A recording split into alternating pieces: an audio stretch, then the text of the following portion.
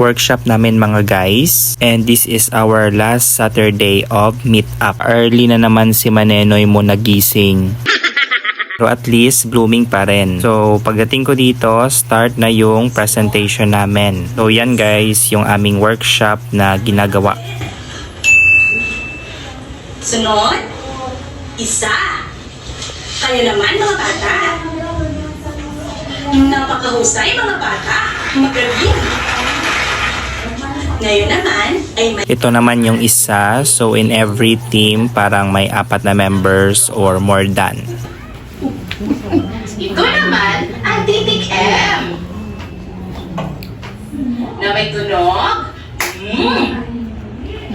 Ito naman. So bali in 2 sets kami para madali kaming matapos at para ma-present yung mga outputs na aming ginawa. And ito na yung last na magpa-present ng kanyang output. So lunchtime na namin yan but still continued.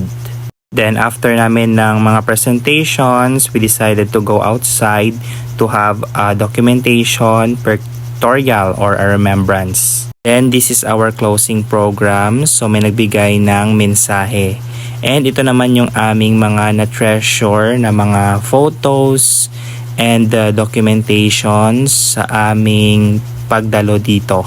So our phase 2 is over.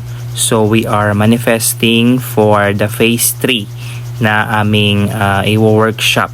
And it depends on our mother of this project or Proyektong 3Ps. Right, so I wrap up and this is all about our Proyektong 3Ps at we are looking forward for the phase 3. So here's the pictures of ours in distribution of certificates. That's all guys, and thank you for watching and see you on my next vlogs and educational videos. God bless everyone and take care.